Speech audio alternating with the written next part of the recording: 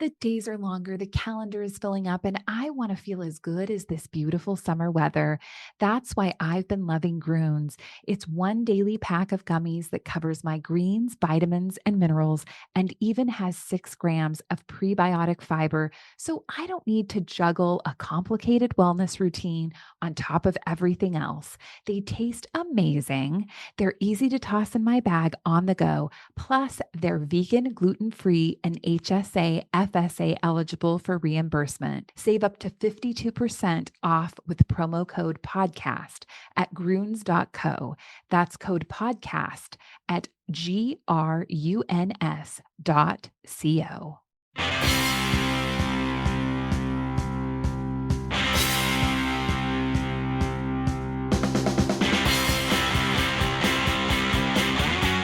It's a big day for our network, big day for TalkNorth.com. We haven't been talking enough about women's sports or women in sports.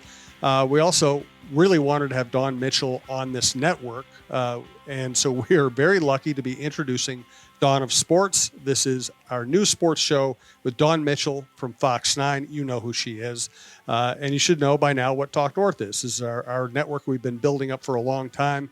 This is a great boost for us. It's going to be a lot of fun. Today's show, we will have Mark Rosen on later to help us introduce the show. But welcome to Dawn Mitchell, who actually is on our network. Brandon, we're very lucky. Oh, thank you so much. I feel like we need like one of those lights where the sunrise kind of comes up. Oh, let's just say it's a podcast. We can just say that that's happening. That's People can just exactly. admit It's it. so bright in here. Yes. Yeah. No, I've been wanting to do this with you too, Jim, since we've known each other for so long. And not only through your writings, but knowing you as a person, just to have discussions about things, whether we agree with them or not. I just think that what you see when you're on a newscast and what you see from like me in particular, you only get a little bit. And we'll have 30 seconds to maybe do a highlight or to tell something, or, minute 30 for a whole story. That there's so much more. So thank you for letting me have a voice. Well, we're thrilled to have you. This is going to be a lot of fun. Just to set the table, we're going to do a lot of different segments. We'll always talk about women in sports in some way on this show. Some shows it might be a lot. Some shows it might be just a segment, but we're always going to get to that. We're also going to get to all the other things that Dawn does. She covers the Vikings. She covers all the teams in town. She has a great history. She knows. She's going to tell you stories about Larry Bird and George Karl. We're both going to tell you a lot of behind-the-scenes stories. That's one thing, on all the other shows I do, we don't always get to that because we're always doing such topical stuff. On this show, we're going to tell you what it's like to do a broadcast and run a broadcast in Dawn's case, or what it's like to work on deadline or behind the scenes. We have some great stories to tell. Mark's probably going to tell some stories like that as well. Just to remind you, this is TalkNorth.com. Brandon Morton is our producer. Our sponsors on the show right now are All Energy Solar, allenergysolar.com, and Rudy Luther Toyota. If you'd like to sponsor Dawn's show, you can reach our sales executive, Karen Cleary, at KCLEARY at talknorth.com. And we do appreciate everybody who sponsors these shows and everybody who listens. We can't do it without you. So let's just get to why you're in this business. You've been doing this for a while. You've been in different markets. You've been one of the most prominent people in this market. Why did you get into this business, and why did you stay in this business? Because you could have done other things. Yeah, I could have done other things. And, as when you're scraping your way through the first few years, you really think about doing Yes. other things, right? Sometimes you have to just to pay your rent. But when I grew up, I don't know. I always played sports. I had 4 brothers, no sisters. My dad was a lot older than my mom, and he tried out for the Brooklyn Dodgers. That's a lot That's older than my crazy. mom, and was cut when he was a teenager. So, I had my own glove when I was a little kid. My dad oiled it, put twine around it, rolled the car over it. So when his daughter... That's what we did in the old days, Brandon. That's right. Because when you caught it, it popped, right? Yep. And it was a Wilson glove, which is why I later named my dog Wilson, one of the reasons. But when you're with the 4 boys, you're the one stuck in right field, right? She can't hit. Well, I learned to hit, but I had a pretty good arm. So my dad said, listen, when you throw that ball, you're going to learn how to throw. So just growing up that way and then playing sports my entire life, it didn't dawn on me, no pun intended, until I was in college at Boston College. And we had a guy from one of the local channels in town, and it was the philosophy of sports. Basically, we woke up a lot of the athletes that fell asleep in that class. But I remember it was this guy, Mike Lynch, and he's talking about it. And I'm like, I could totally do that. And so I raised my hand and asked a question, and it wasn't like, can a woman do that? But it was more of a, what do you do about blah, blah, blah? And it was started a discussion. He said, you could totally do this. And I was like, I did not think about being on air, though. I just thought about being in that realm. So my senior year in college, I interned at a different, not Mike's. He saw me later and called me a traitor. But I interned at WBZ in Boston with this guy, Bob Lobel, who was like the Mark Rosen of Boston at the time. Mark Lobel, I'm mixing the two of the guys, Bob Lobel. And I grew up watching Lobie. You watch Bob Lobel back then, you just watched it. And I loved him. And I interned for him. His assistant graduated and moved on. And when I was graduating, he says, I have a part-time job. It's only 15 hours a week, but it's yours. So before I graduated Boston College, 2 weeks before, I started working with him. So then I just walked to a independent station in town that had the Red Sox and the Bruins. It's TV 38 at the time. I walked in the door and asked what jobs they had. They had a receptionist job, and I had to pay student loans coming up. I paid for BC, So I said, all right, I answered phones at that TV station, and then I started stage managing, as they call it, for their Bruins and the Red Sox. And then I would, in between, I would race down and work for Lobel. So I worked like 3 or 4 jobs. So there's a lot of young kids who be like, well, it's easy for you to say, Dawn, you're on air. And I'm like, no, I did that job. Like, I was in the broadcast booth handing the guys the card to go to break or a stat or something like that. And then I would run back and go answer phones at this station, I just fell into it. So the first time I was asked to be on air was at Nesson, because I was working TV 38 in Nesson, had the Red Sox and the Bruins. So like, hey, we need someone to do the boothing for Nesson. So I got to know them. And one of the women, Amy Stone, she was leaving, and she asked for my internship tape. She goes, hey, she was sneaky about it. Do you have an internship tape from BZ? I'm like, yeah, from like 2 years ago. She was, I just want to look at it. I've got some young girls that want to, I think about being into it. No, she took my tape and gave it to the boss. And I got a phone call. Hey, we're starting this new show on the weekends. And he's talking about it vaguely. And I'm like, you want me to produce it and write for it? He goes, yes. And I'm like, okay. He goes, oh, and anchor. Kind of like. Just anchor. Come on, kid, Nesson. you could do it. By the way, Nesson is a huge deal. Yeah, in the New England Boston Sports area. Network. Yeah. So Bob Whitelaw was the man who first put me on air. God bless him. Still love that man to this day. He was like, listen, kid, you're writing everything and handing it off for everyone else to say. I want you to come in, put some makeup on, and say it yourself. And the rest is history. Yeah, no kidding. I haven't looked back, so. That's great. Long-winded, but it's never an easy step. Like I just woke up and here I am. No, never. And I started off typing in box scores, making $6 an hour with no benefits. So most of us of our generation who made it this far, we had pretty humble beginnings. Mm-hmm. At least most of the people I know who did it. We'll see. We'll ask Mark Rosen about his start later. All right. So every week we're gonna talk about whatever is topical. We're also going to go through some certain segments. We're going to be telling you more about Dawn, her career, her views on sports journalism, women in sports, and everything else. But we're also going to have a lot of fun with this. So this segment is going to be called Take It From Us. This is each of our favorite takes of the week. I will start off just to set the table. Here's my strange but true take. I actually think the Vikings are a good team. They're 0-2. Everybody's mad at them. Everybody thinks the season's over with already. There are already rumors that they should, or speculation that they should be trading Kirk Cousins. It's all crazy. They're one game out of the division lead. A lot of the deeper metrics show that they're actually probably a better team this year than they were last year. They were never going to win on Thursday night in Philadelphia, so losing that game is not that big a deal. They should have beaten Tampa Bay week 1, yes. So they're one game off the ideal pace. But the division is not very good.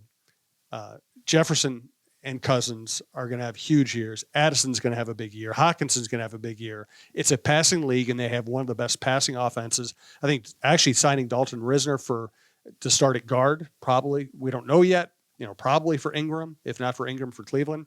That could be a major upgrade for an offensive line, which is the weakness on this team. listen, it's probably not going to be an easy road, but I think this team's going to, I still think this team's going to win the division. I don't know if I'll go as far as them beating the Lions to win the division, but I do think that they are better than people say. But I have to agree with you 100%. I am not shocked that they're having issues only game 3 with the offensive line. Yep. It is kind of like there's a train coming. Do you see the train coming? And then the train hits you and you're like, wow, that train hit me. It's like, we told you the train was coming. I know that they have to look at money. They have to pay Justin Jefferson still. Or, is Kirk going to be back? I understand that. But the teams that succeed in the NFL are the guys with the really good lines. You get the offensive line and the defensive line. Oli Udoh, I was in the locker room. I saw him leaving. That's bad. He's not coming back anytime soon. No. He left on the same crutches that I had, the nice fancy ones, the little Moby legs, but he had a huge brace on his left leg, and you're already down. Garrett Bradbury is already hurt, his back injury.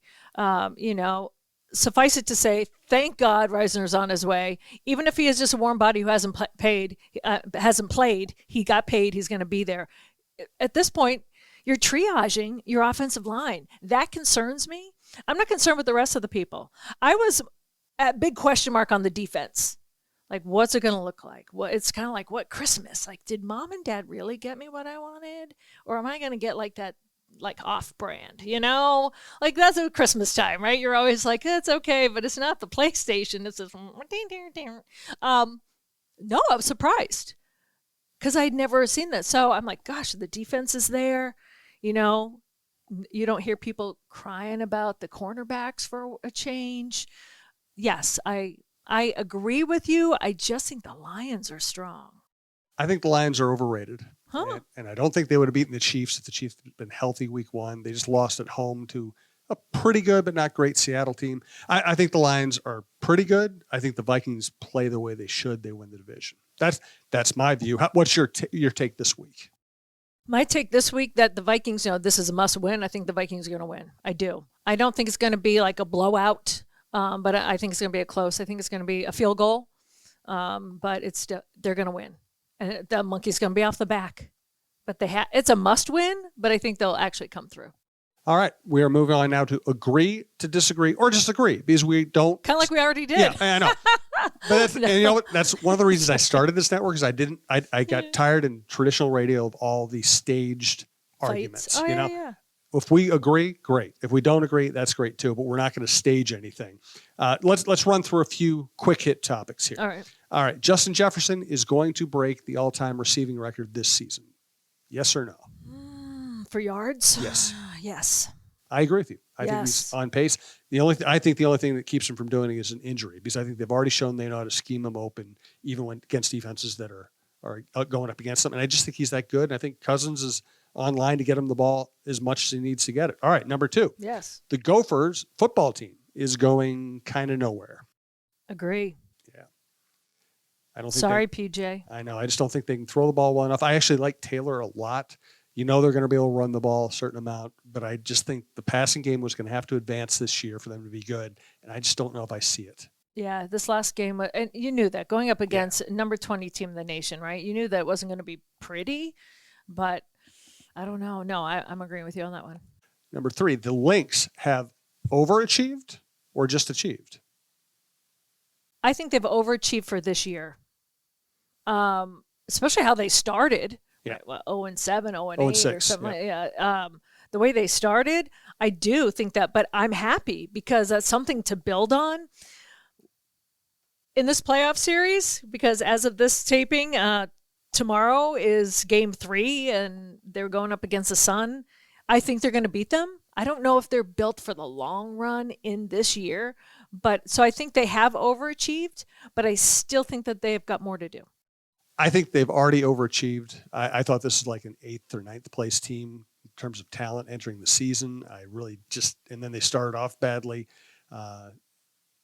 And they've actually, for them to get to the 6th seed to me is overachieving. For them to beat the Sun on the road in a playoff game is overachieving. So I think they've already overachieved no matter what happens. We're recording this on Tuesday. The next Lynx game is Wednesday night, of course.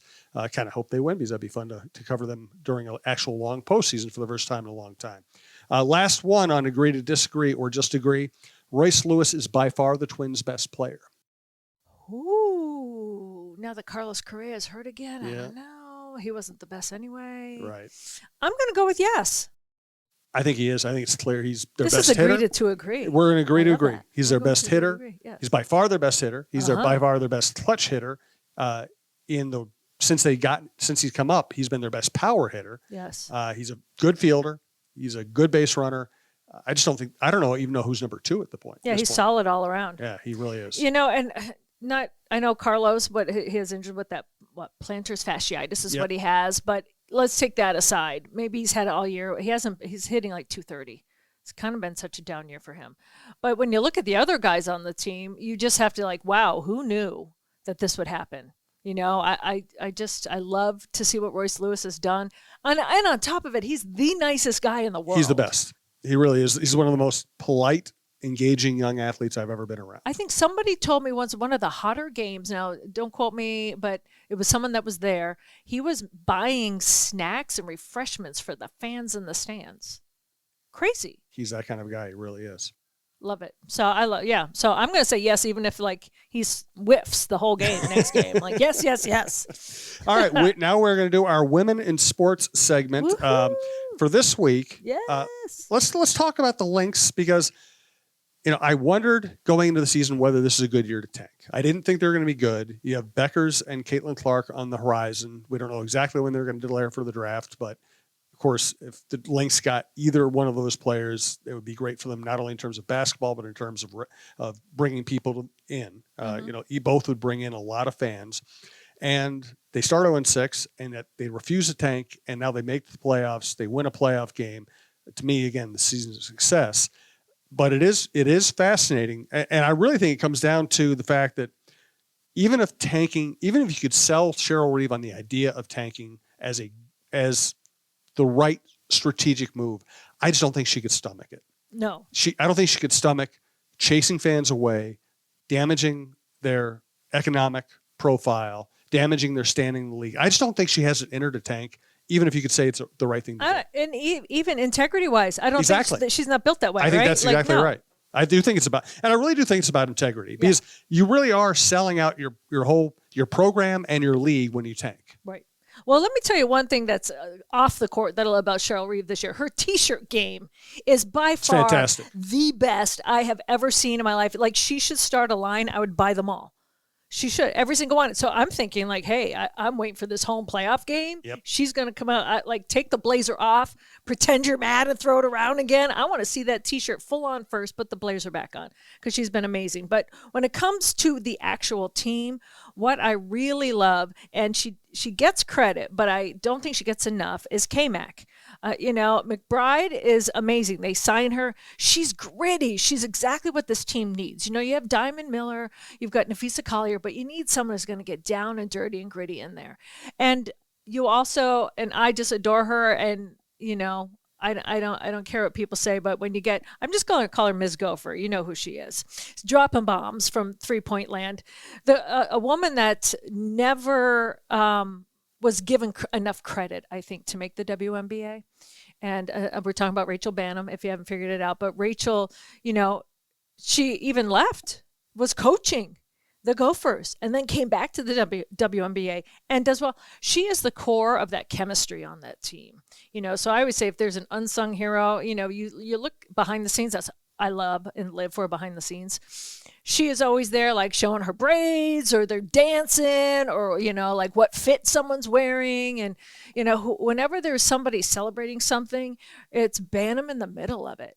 They're singing songs like a soccer team to come out before they hit the court. That I think that's just that chemistry alone. Maybe that has taken this talent and maybe made it supersede what it should or could have been. And I think you hit on two really key players because obviously Collier's their star and Diamond Miller's they hope their rising star. McBride, when they signed her as a free agent, I think they thought they would get more out of her early in her time here. Mm-hmm. And she would have a big game. She'd hit a big shot, but it was always up and down, And this year she has surged, and she was a lot of times the best player on the court in their playoff win at Connecticut. I don't know that I saw that coming. And you're right. It's a combination of shooting ability, which you have to have, but also the toughness to take the tough defensive assignment, to get the loose ball, to chase down the offensive rebound, and she's a strong player. They couldn't do it. They would not have gotten this far without her. And Rachel Bannum, she's just one of the best people in the marketplace, right? She's a blast. She's a lot of fun. She's a sweetheart. And she also comes off the bench and makes long 3-pointers. Yeah. And there's no substitute for that. Yeah. You need all of the above. Yeah. What do you think of the new women's hockey league? I'm excited for that, but I'm baffled by it in the same token, because the last one, they had already expanded their salary cap, so I thought that was taking off. And then all of a sudden you hear rumblings that there's going to be another one. So I'm just hoping, for the sake of women's hockey, that it's organized and it succeeds, because the talent is out there and they've shown that people want to go see it. Just kind of level it off, pay the women, so they don't have to do 12 other things, work 3 other jobs, pay them enough. All right. Okay. So they're not going to be making millions of dollars like the NHL. But maybe someday. Why not? You don't know. Build it and they will come, right? Yeah.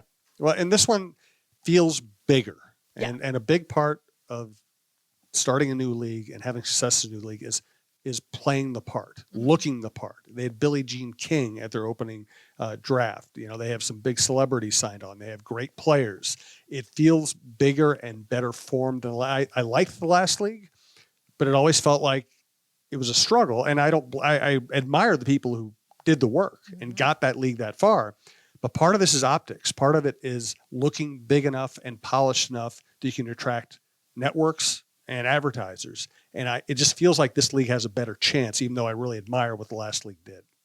And if they do it exactly in cities, which they are, where there's already an established NHL team, and do that, that's really going, because you already have a fan base, and you also have colleges that are producing these women that have been playing. So you're already like, oh, I want to see where she goes. Well, if you can get that local favorite or someone from the Olympic team on your team and get people in there, sure, people are going to show up and do it. But yes, make it look big. Don't make it look like, Don't make it look like JV high school Yes. competition. Yeah.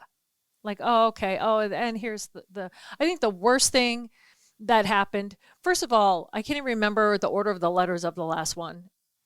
PWHL? HL, I believe. And I'm embarrassed to not know that, because I know I've written it. PWHL, yeah, Professional Women's Hockey League. Okay. That's the last one. Yes. There's so many consonants in my life. Throw me a vowel. Like, I'm like, was it a P before the W? Like WNBA, you know what it is, right? Oh, I'm sorry. PWHL is the new one. See, that makes sense. The last one did not. The last one, I'm absolutely blank on it. Yeah, if we can find that. I was always like, I can't even remember it, and I do sports. I'm like, the one that's not the P. PHL, Premier Hockey Federation. PHF, Premier Hockey Federation. Yeah, there was so many incarnations that I got lost. And I'm listen, where are we at this point? I went through this. Brandon knows I went through this when I started this network. I tried different names, and you have to find a name that people immediately recognize. Like, should have been WNHL. That's what it should have been. Yes, it should have been. And I'm sure they had some copywriting problems or whatever. Exactly. But you're right. It should have been. It should have been, because that people would have remembered that. Yeah. We will talk about the Minnesota Aurora in the future. We will have our friend Andre Yak on as a guest. Dawn does broadcasts, and does some work with the Aurora. We're going to save a good hefty segment on them for a future show. For this edition of Women in Sports, let's just congratulate Mara Braun for winning the international 3-on-3 competition with Team USA. I'm really looking forward to watching her play for the Gophers this year. Yeah, it's going to be fantastic. I'm really excited. Whenever you can get excited before someone comes into the college realm, that's always big. But then it's people like you and me, like, yeah, well, I covered her when she was in high school. Yep. Next thing you know, she's in some Hall of Fame. Lindsay Whalen, It's going to happen. I really think Mara's the next great player over there, and that's going to be fun to watch. What do you like most about her? Mara? Yeah. She's like so many young athletes, especially young women athletes. She's just so composed, and it's not a college athlete's job to be like a good interview or to be polished in all situations. So if someone isn't, that's not a negative. But it's just so impressive how many college women basketball players I've been around, college athletes, they just handle everything so well. And I think they grew up playing in national tournaments. They grew up traveling. They grew up playing against great competition. They've been watching ESPN all their lives, so they get the interview realm and how it goes. And she's just one of those people who you just feel like she can handle all of this. Yeah, and I'm really looking forward to what Dawn Plitzwhite can do with her. Yeah.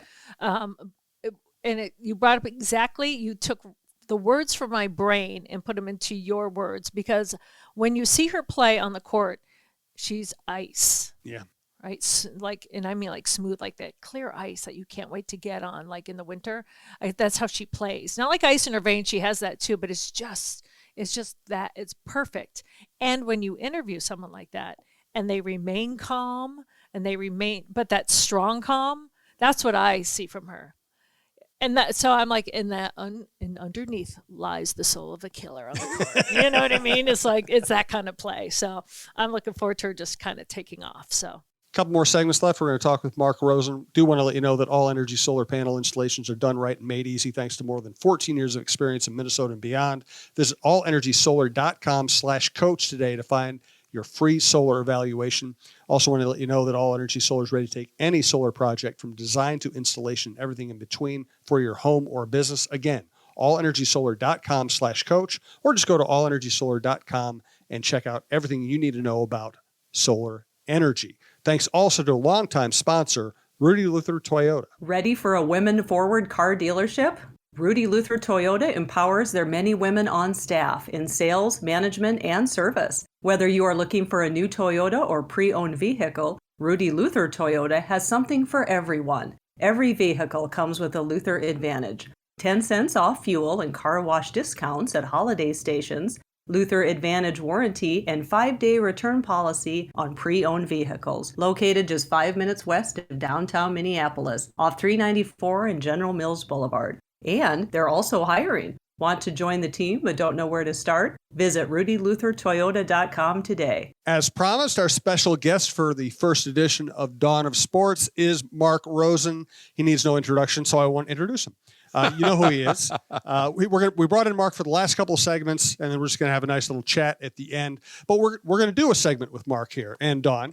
And this segment is called What They Don't Tell You. Oh, boy. And this is our segment about what happens behind the scenes, sometimes behind the scenes at our offices or on location, sometimes in clubhouse and locker rooms. And I have one that I'm going to start off with that'll let you guys sit there and take the pressure off of you. Okay? I like that. This will give you time to think of your own. So this is the kind of story we are going to be telling you in the future. So I come up here to cover the Vikings in 1990. And my first couple of years on the beat, during the middle of a bad season, the Vikings put a claim in on Chris Carter. Chris caught a lot of touchdowns for the Eagles, but he had a lot of off-the-field problems. He had addictions. They finally got tired of him. They cut him. The Vikings are in the middle of a bad season. They put a waiver claim in. They bring in Chris Carter at the end of the season. Chris comes in, and he was kind of as advertised at first, very talented, but kind of undisciplined. Then he realizes that this is a chance to get his life right. So next training camp, I'm watching him, and this guy's catching everything. He looks fantastic. He's engaging. He looks into it. You know, it looked like a different human being than the one we first met last year. So back those days, back when access was a little more free-flowing than it is these days, I'm down in Gage Hall. I'm staying in Gage Hall in Mankato covering training. Oh, you camp. poor thing. And one of the things we did was I would just go down to the lobby and just wait for people to walk by. And I'd sit there and talk to Tony Dungy for half an hour and Monty Kiffin for half an hour. And Bernsey would come by and cuss at me. Obviously, he wasn't on TV. He did not have deadlines. Exactly. Well, I had deadlines, but during lunch hour, that's when I caught most of these people. Sure. So anyway, one day I see Chris Carter walking by, and he was known to be pretty surly. Chris, you know, I call him over and he said, what? I said, I want to tell your story. Can we sit down and talk? He said, he thinks about it. He goes, all right. I'm going to tell you my story. And if you do right by me, we're going to be good. And if you don't do right by me, I'm going to punch you in the eye. Wow. And I said, he went straight to violence. Yeah, I went, okay. So like the next day we sit down and he tells me his whole story. I write it. And of course, you never really know as a writer, sometimes you write something you think is positive and people get mad. Sometimes you write something not tough and they think it's fair. You never really know what the reaction is going to be. So I had no idea. I thought he might just walk up and punch me the next day. He comes up to me the next day. He says, all right, we're good. And actually, he was fantastic with me up until I left and covered baseball and lost touch with him for a couple of years there. He was fantastic with me. So that was kind of the way it went back then, where there was no PR person involved. You were either going to get along with somebody or not, and there was no intermediary whether it went well or not. So that's my story. Dawn, do you have one lined up? I do. So, and there's one I was going to tell from the college hockey world, but I'm going to stick with the Vikings. All right. And this is when Randy Moss was with the team. So I came in 2004. And so I'm new. So this was before he left the team and came back. So he was there. And so you go into a locker room and you're trying to figure out what the dynamic is, right? Because I was coming from Chicago and, the Bears ran things a little differently. So we're in the locker room and nobody is going over to Randy Moss. Like nobody. And so I want to know, is there a kangaroo court or something going on here? Because when I was covering the Packers before the Bears, Brett Favre talked on Wednesdays. You did not talk to him in the locker room. You could say, hey, and talk about your food, but he did not want to be interviewed. So I wanted to know what the deal was. And so I asked, I don't know if it was, Dark Star or it was somebody, right? I said, I don't know. Is there a kangaroo court? What's going on here? And he goes, well, what do you mean? I go, nobody's talking to Randy Moss. They go, he's a jerk. I go, what? He's Randy Moss. I don't care. Like my boss would love if I got him. So they go, well, you can go ahead. I go, but I'm not going to get in trouble. Like I'm not stepping on any invisible line or something like that. They're like, no. So I'm like, okay. So I go up to him. His back is to me. He's at his locker. And I said, excuse me, Randy, may I ask you a couple of questions? He didn't even turn around. He went, hell no. Right. And I started laughing. Right. And I turn around and I go, okay, thank you very much. And I'm walking away. He goes, hey, why are you thinking me? I said, hell no. And I said, and I'm laughing. I said, well, my job is to ask you. You don't have to talk to me. Right. And I'm smiling. And I said, so thank you. He's like, and you're thanking me. And I said, yeah. And I walk away and he goes, hey, new girl. I go, yeah. He goes, I like you. So I went from new girl to ma'am later, right? Because then he was traded. So that's the relationships that you establish, right? Because someone goes, well, I go, he's a jerk. See, I go, but he's not mad at me. Like he doesn't know me. I don't care. I'm not upset that he said no. I thought it was funny. Maybe that's the Boston in me. I don't know. Hell no. I thought that was. I was not offended. We Midwesterners, we get upset. You might have been upset. I thought it was funny. So then he gets traded, right? So my boss sends me to cover him at the Raiders, and so I'm there with Shelley Smith, and she's like, "Hey, you're in Minnesota. You ask the question."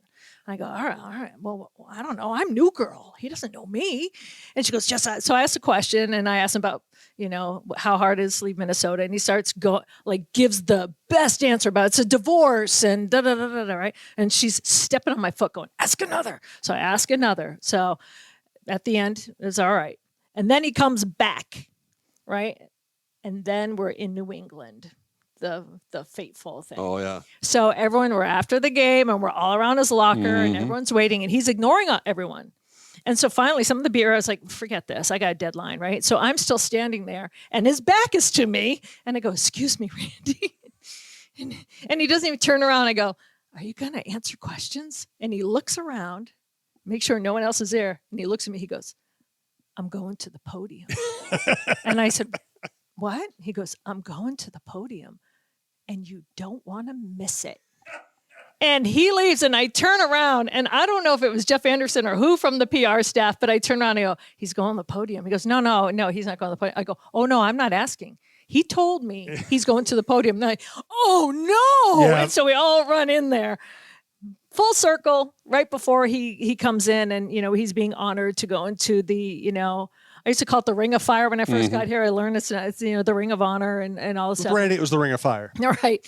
And so he let, of course, Sid ask the first question. Go, Sid, ask the first question. And then after that, he goes, okay. He goes, next, ma'am. And I'm like, oh, that's me.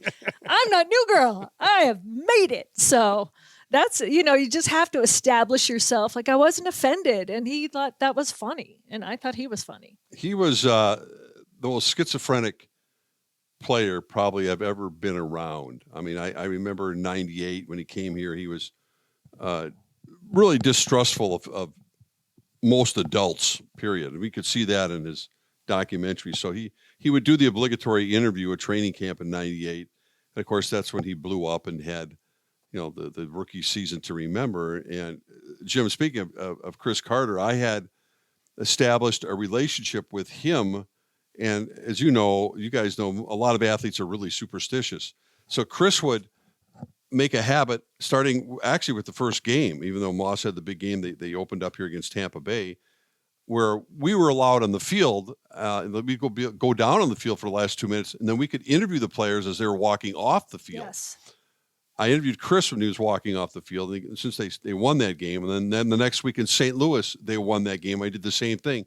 So he would make a habit out of making sure that I would be the only one that could interview him on the field as we were walking off. It would never be a stop and chat, as Larry David would say. Right. It would be a walk and chat. Walk and talk, right? But right. he would do it every single time, and it worked like a charm.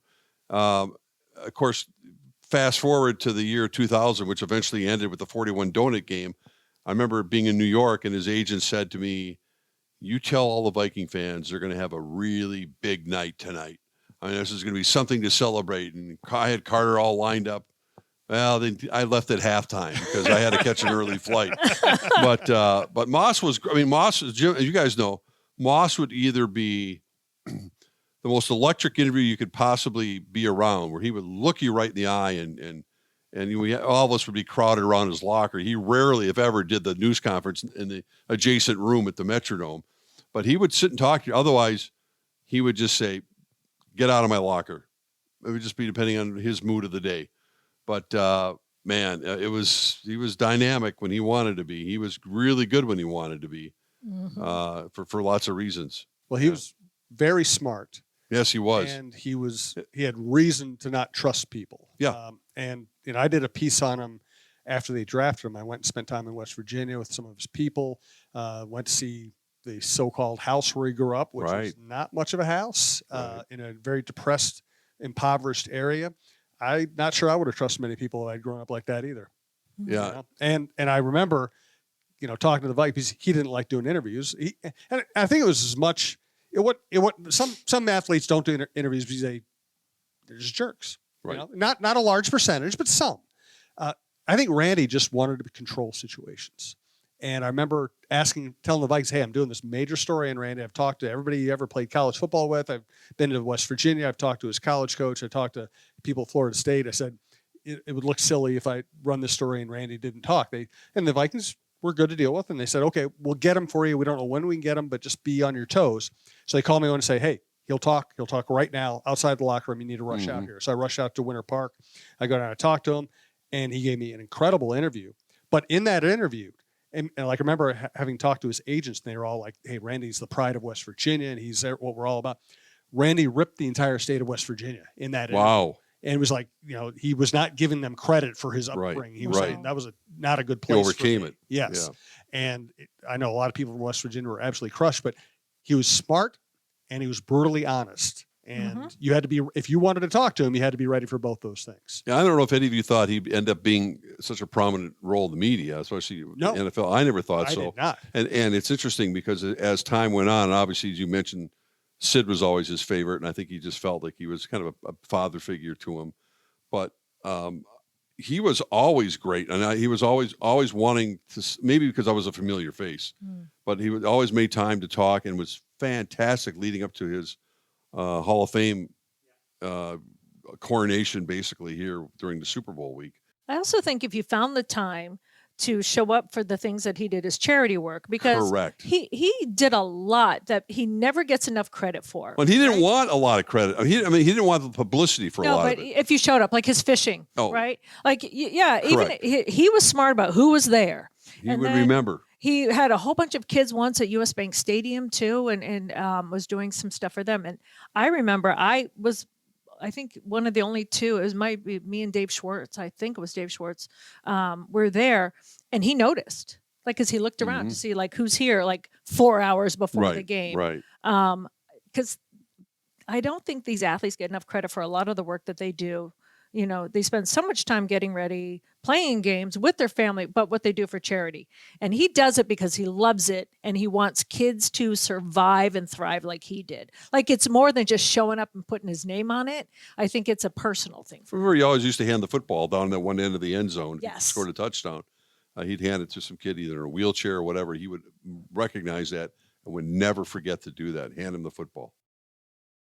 I still remember going back to the locker room scenes. One of my colleagues walked up to him one day. It was like 98, and Randy's having the year of all rookie years. And my colleague just kind of cold walks up to him and goes, hey, what's your dog's name? Because he had seen him with his dog. And Randy looks at him and goes, Nanya. And he goes, Nanya? What kind of name is that? He said, none of your business. That's the best. That was quite a cast of characters they had. I mean, that's funny. See? That's funny. Honestly, that 98 team, it's a shame that they didn't win that NFC title game, and a shame that they didn't stay healthy in that NFC title game so they could win it and go on to win the Super Bowl, because that was the best team in the NFL that year. Right. And the characters and the talent, Carter and Moss on the same team. Randall Cunningham having his best year, Robert Smith, Leroy Horde, David Palmer, Robert Griffith, Ed McDaniel, John Randall. I did my Sunday night shows with those two guys every Sunday night, and it was must-see TV because they'd give me the silent treatment half the time. But it was something that they were not only a bunch of characters, but the best team, and that's the one that crushed. I mean, I physically felt ill after that game. But you're right, Jim. They had Randall got hurt in the previous game against Arizona. He was playing on one leg against Atlanta, and their defense was beaten up. I still think it would, the Denver game, the Super Bowl probably would have been 38-35 or something, but they were the best team in the NFL that year, no doubt. And I left out Randall McDaniel, who I always say on our football shows on this network, what I do with Jeff Diamond, Randall McDaniel is as good a football player as I've ever seen. Yeah. Mm-hmm. Not the most important position. The most dominant. You can't back it up with stats, but in terms of winning his position every play, he's as good as anybody I've ever seen. I agree. You talked about, Rosie, about being just so crushed about it, because people always just assume that you're going to be a fan, but these guys and you appreciate talent. But as a young girl growing up in New England, people would be like, how do you know so much about some of the teams? You didn't get here till 2004. And I said, my mother loved the Vikings. My mom, you did not talk to her when football was on in the house. My dad played it and he couldn't, he was more of a baseball guy. My mom. And so I remember thinking, Mom, I go, it's the Patriots and the Vikings. I said, why the Vikings? I'm trying to think family connection. And she's like, and she called me Dawn Marie when she was serious or when I was in trouble. So, I still shudder to this day. My friends know not to call me by my middle name, but she looked at me, she goes, Dawn Marie, I love myself a good underdog. And she's like, I love the Vikings. And she was so crushed. She was so crushed. So I was like, wow. And so she was beaming when I'm like, Mom, I'm covering the Vikings. She's like, what?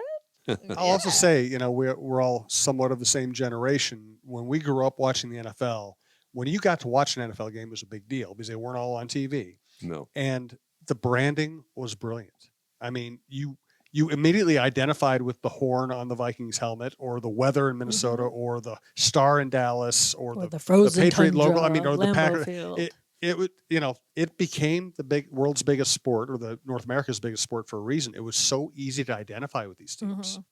And Bud, in all of the videos we see now of Bud talking, he talks about how important it was to be a Viking and what that lore meant. I mean, Mark, you emceed the Bud ceremony. It was so well done. I mean, what was that like for you to be up there talking about Bud Grant? Surreal. I mean,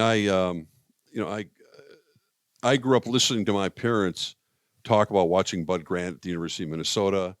And then even though he didn't play on a regular basis for the Minneapolis Lakers, they'd go to all the Laker games, and George Mikan was there. My mom had a huge crush on Bud for the longest time. He was a handsome guy. Oh, yeah.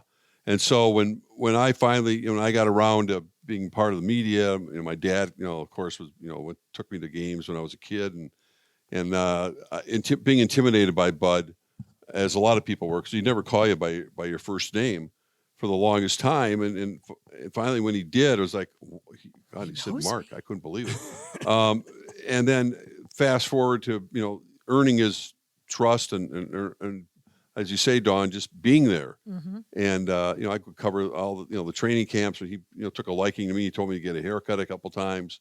He explained how the monarch butterfly down in Mankato would be flying to Mexico. And I said, I have no idea what you're talking about, but I thought it's going to St. Peter or something.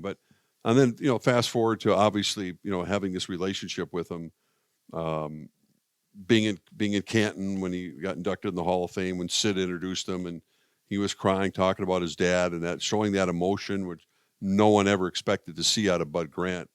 And then having this, kind of post retirement. I remember being down in New Orleans, talking about crushing games, the 2009 championship game. He was honorary captain. And I'll never forget. I mean, the look on his face. We went, had to go down the locker room and interview. Here's Adrian Peterson standing with his hands on his hips after losing that overtime game to the Saints. And Bud's down there, and he just looked at me, and he did that thing where he just kind of went, turnovers will kill you every time. And that's all he said.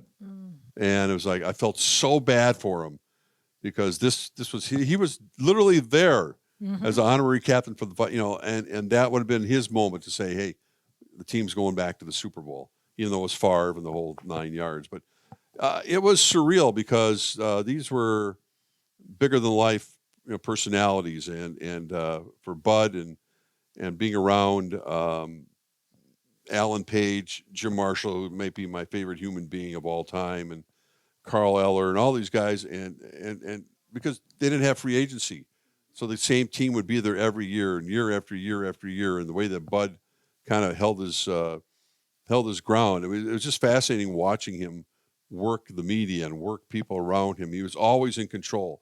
I don't think he ever said anything that he regretted, like, oh, man, I put my foot in my mouth over that, because he would pause and then answer it. Or reporters would come in after a game, and they put tape recorders in front of his face. He goes, I'll talk to you guys in a little bit. Put the tape recorders down. And so then he'd talk to the Ralph Reeves of the world, or Sid, or whomever, although Sid had his tape recorder all the time. But, yeah, it was just interesting watching him work the media and work people around him, but just surreal, because I learned so much about common sense from him, more than any other person in my life, honestly. He was just wise about a lot of things, and I still carry my daughter, to much my chagrin, still knows she rolls her eyes when I say, don't worry about things you can't control, all that kind of stuff, and stuff I learned from Bud, but it's true. I mean, it still sticks with me to this day. So it was pretty surreal for someone who grew up in the Twin Cities to be able to be a big part of his day, and even for the opening game when they had all the players, coming back with the Super Bowl team come back, and what took place with that. And man, it's kind of sad too. I mean, it's hard to see these guys and the ravages of the game taking a toll on them. Obviously, they've lost a bunch of them. Even further past generation, with Matt Blair and Fred McNeil and Wally Hilgenberg, a lot of guys I was really close with. But even seeing the toll it's taken now on Jim Marshall and Alan Page and Carl Eller in particular. I mean, age does that, but it's more than that. It's the game too. It's the game. Yeah, and it's filtering down to the next generation now too, that we're seeing. So there's a sadness that's involved, but also mad respect for people that I admired so much. When you talk about mad respect, one thing I really loved from that ceremony, and one thing that stuck out to me, is Bud always said that his family was more important, and time with his family is more important than the game. At a time when that was not cool to say, No. really, right? Because they're like you said, trying to build up the NFL. And I just thought, wow, what a cool full circle moment right now, because I think now in our lifetime, we're getting back around to put your phone down, Right. spend quality time with people, family matters. That for Bud, he didn't care who was on that ship with him or not. He was sailing that like, I'm don't even care about that. I'm like, It's I'm one of going the to my reasons cabin. why he couldn't stand Lombardi. Hmm. And when he got Jerry Burns out of there, he couldn't stand Lombardi, not because he didn't think he was a good football coach, but because he slept in his office, basically. He Yeah. wouldn't put family first, or even close to second or third. And he talked about it openly. He goes, I don't care. I mean, my family was more important. Yeah. And I'd hear it. I was doing the Bud Grant show. He'd come in on a Sunday night, and maybe after a tough loss, and I'd see him on the phone, and I thought maybe he's talking to one of his coaches, saying, "Look, we can't do this again, that again, whatever." And I overhear part of the conversation. He was making, "What time we meeting at the duck blind tomorrow morning?" I mean, that's who Bud was. But people should never mistake that for his lack of competitiveness. Correct. I don't care if he was playing handball, racquetball. He wanted to beat your ass. I mean, he wanted to win and win badly. So people misinterpret like, well, family first and da-da-da. BS. I mean, yes, but. Yes, but if family was playing checker night, he was going to win. He was going to win, and he wanted to win at every single thing he ever did. He didn't get to the position he was in by not caring. I mean, using that term loosely. Yeah. And he lived that. He lived in a modest house. He didn't go sign on with the New York Giants to make extra money. Right. He could have made more money. He could have marketed himself. He could have lived a different life completely. And that's what I liked about Bud, is that he was the guy he was portrayed to be. Well, because he grew up in the Depression, he valued the dollar, and to a fault. I mean, people would laugh about it, but still having his office at Winter Park and being able to pump his own gas there, and getting his own had to have his own minnows instead of buying minnows at a bait shop, and I mean all the stuff that he would take advantage of, or when he would do a commercial. You got to pay me in cash. Yep. I don't want to check because I have to claim that on tax. Right. He knew all the angles. He knew it. And he worked them. And the garage sale, the rest of it. But that was Bud. I mean, people who grew up in that era, that's the way they lived their life. And so he was consistent with it. And that's why he lived in the same house as he did when he moved in here in 1967. And still, to this day, I think they're finally selling it, obviously, since Bud's passing. I remember talking to one of his sons, and he said, "Yep, we almost lost him." And I mean, "What do you mean almost lost?" He said, and this is talking about Bud as a young man. He said, "Yeah, Bud, at one point in his life, just decided he was going to go off and live off the land. Just go build a cabin in the woods, live off the land. We'd never see him again." You wouldn't. And he was kind of close to doing that. And they were like, "No, Bud, why don't you try this profession first over here? See how it goes. The woods will always be there." Right. And then, of course, he becomes a Hall of Fame coach. Of course. But you spoke to it, Rosie. It's kind of a toxic term to use now. If companies say we're a family, right? Like they always say, run now if your job uses that word. But he instilled that in the players, and I know it was a different era, and guys stayed with the team. But their loyalty, their love, just how they speak of Bud, that he commanded respect, but he never raised his voice and yelled at them. He treated them like men. But the bonds that all of those men have to this day, yes, the sport of football, but also Bud Grant.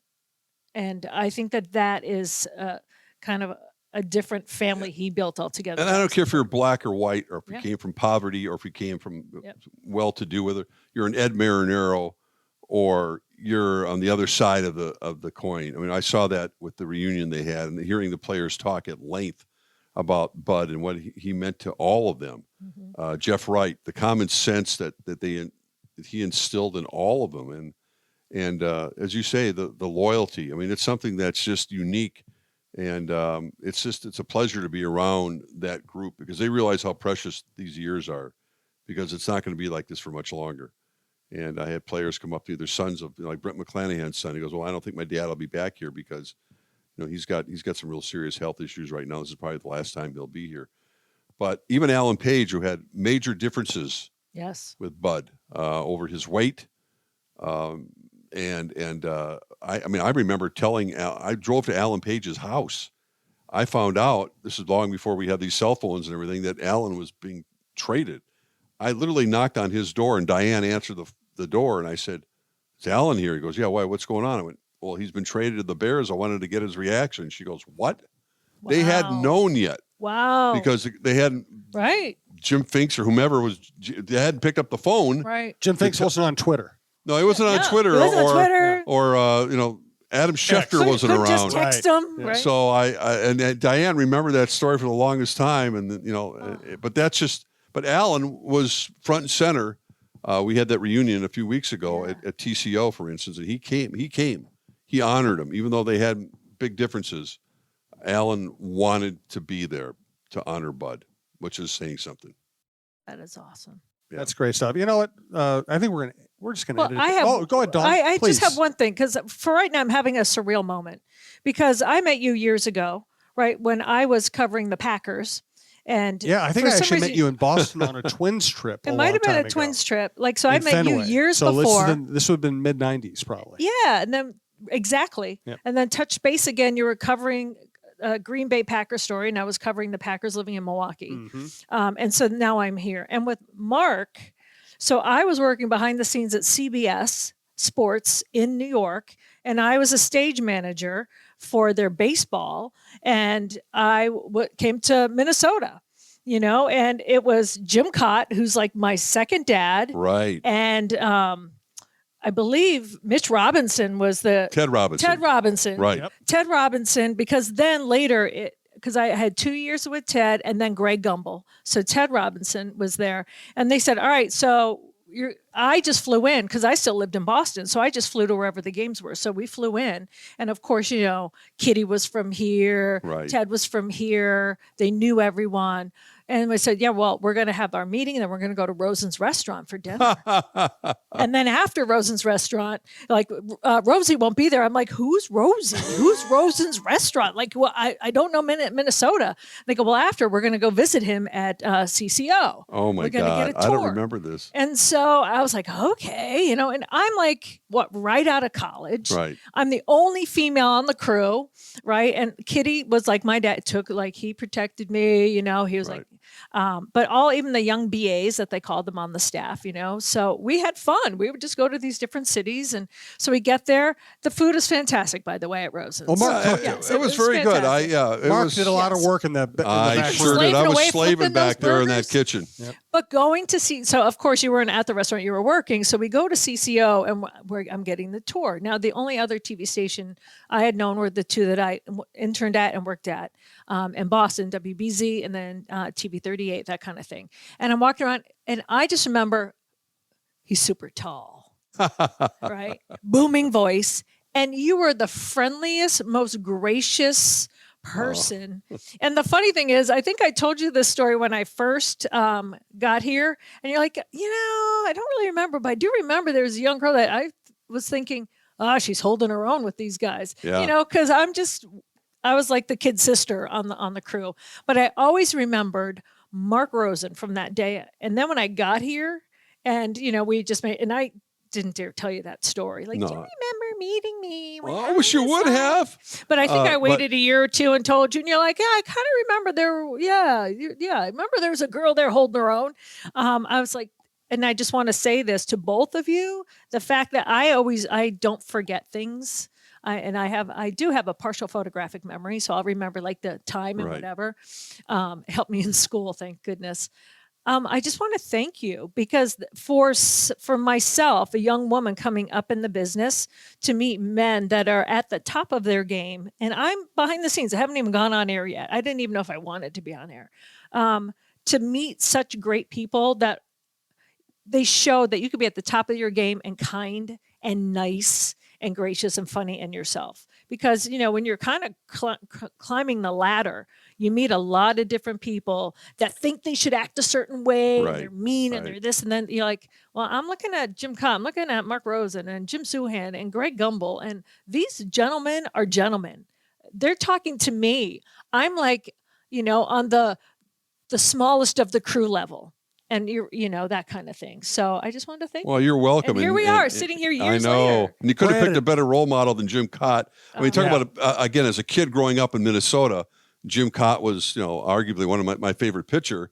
Broke my heart in 1967 when he got hurt and could not finish up that 2-game series in Boston where the Twins needed to win one game. They didn't have divisional playoffs, Jim, as you know, and Dawn. They had to win the game. Mm-hmm. And I cried like a baby when they couldn't finish off that series because they would have gone to the World Series 2 years after they were in the World Series. I thought Right. this is going to be a great chance for him to win it. And Cott got hurt, and I was like, oh my God, on the mound, he hurt his arm or something. I remember, but and then being able to work with Jim many years later is like pinch me moment. I mean, Jim Cott? Are you kidding me? Well, and I was Oh, in wow. Boston when I first met him. I was in Boston, and I was a stage managing for the home crew, with Sean McDonough. Sure. And I forget who else was with him at the time. And later it was Jerry Remy who was with them. But so it would be Sean. And so Green Line was the company that farmed us out, right? And they're like, hey, we need someone to work with the Minnesota crew. And no one wanted to. They wanted to stay with their hometown, guys. And I'm like, yeah, sure. I'm like, because I'm thinking I'll just meet more people. So, I remember doing that and working behind the scenes. So it was the local crew. And Jim said, hey, and I was still in college. He's like, I was on a radio show and I got a gift certificate. I'm not going to use it. And it was like this place, Chow Bella on Newbury Street, right? It's like a $100 or $200 gift certificate, back then, right? And I'm like, this could feed me and my 2 weeks. roommates for 2 weeks. We can get all the leftovers, right? And so I wrote a thank you note and I found the address and I mailed the thank you note.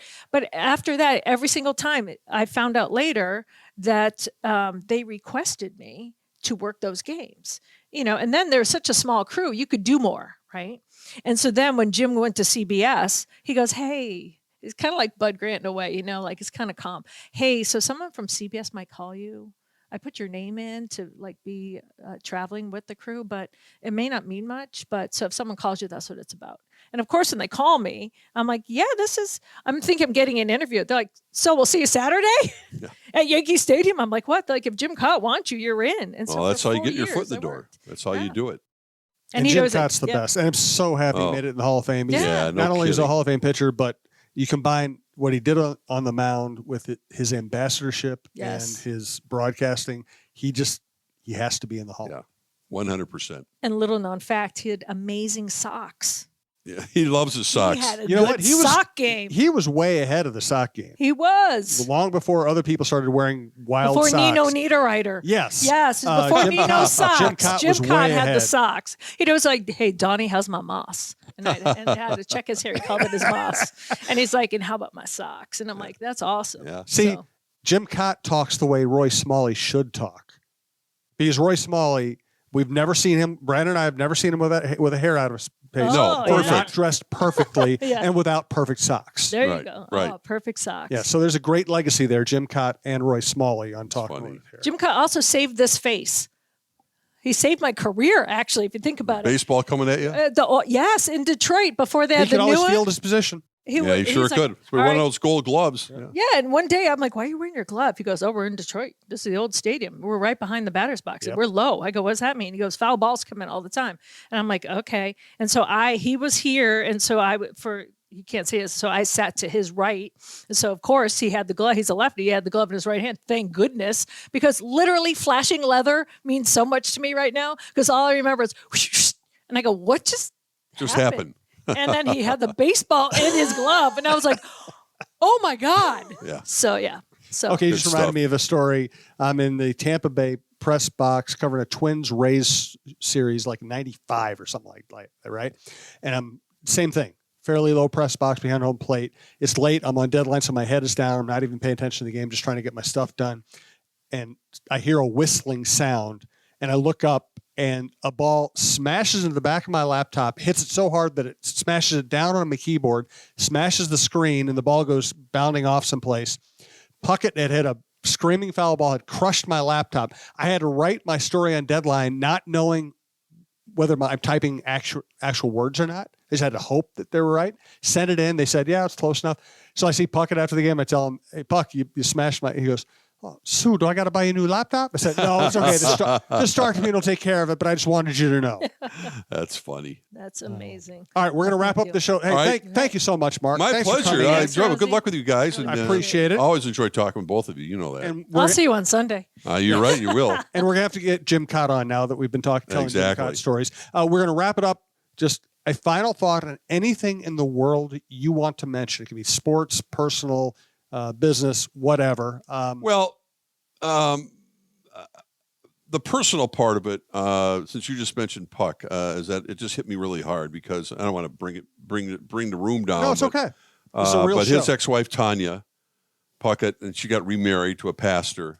Just passed away, and she passed away from brain cancer. Oh no, So, I didn't know. Yeah, I thought maybe you'd heard. Yeah, I missed that somehow. well, it wasn't. It just broke just a short time ago. Okay. I got a tip on it last night, it. and I didn't know. And then I heard that it was what my late wife passed away from, glioblastoma, and so she only 22 months, which was not much, but it hit me hard because Tanya was I worked with Kirby and Tanya when they were still together and worked on the Children's Heart Link thing and worked with their event quite a bit, and I kind of inherited it after Kirby decided to move on a different avenue, but Tanya was always very special, and I hurt for those kids, for Catherine and Kirby Jr., because they're not kids anymore. Obviously, they're young men and women.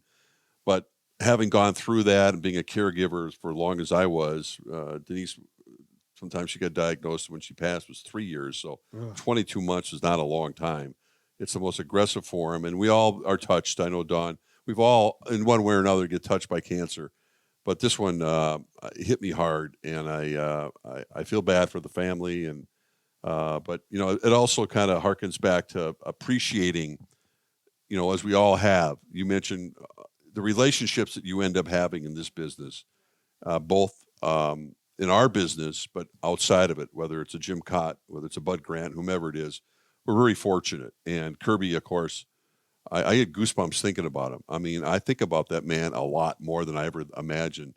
And the magnetism that he had and the way he played the game, and I don't care about all the warts he had personally, he was Kirby. And to kind of, the association with his ex-wife passing the way she did really hit home. So I'm sorry to hear about that, but I hope the family's doing well. And my thoughts and prayers with the Puckett kids.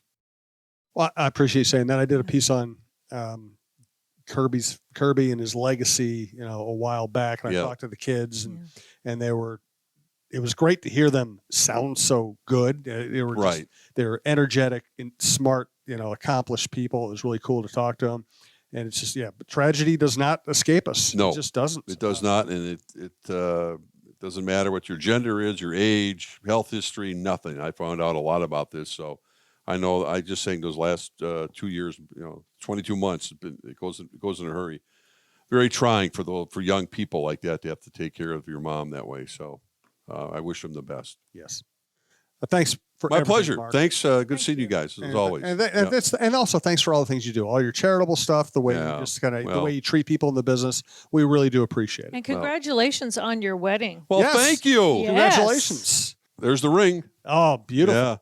Yeah, I hit the jackpot, no doubt about it. Yeah, I really did. So I'm very happy and kind of moving to a different phase of my life right now and kind of cut back a little bit on the radio work. But, you want to keep doing. I love what I still do. I love doing the show with you, Dawn, and the guys. Pre-game show, it's just a blast. I really do enjoy it. Hopefully we'll get a win.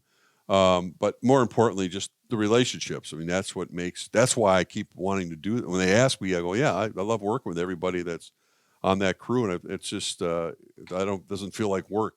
Don't tell them that, but it doesn't. Well, you made it a family too, and your wife Karen, who was a friend of mine beforehand. You're right. And so you want your girlfriends to marry good men, and you're always like eyeballing them, like, is he good enough? And then when I found out, you two, I'm like, this is Shangri-La. Yeah. This is perfect. So she's great. So many things come full circle. They really do. And you got to keep moving forward. I don't care whatever advice I give people, whatever life throws at you. Got to keep moving. Yep. You Be just grateful do. and move forward in love. Right. And correct. And I love this format. Thank you, Jim, because we have time to talk about these things. Yep. That we can't fit in 30 seconds. No. I'm not Wrap rapping it. it. Wrap it. Thanks, guys. Thank you. Thank you both.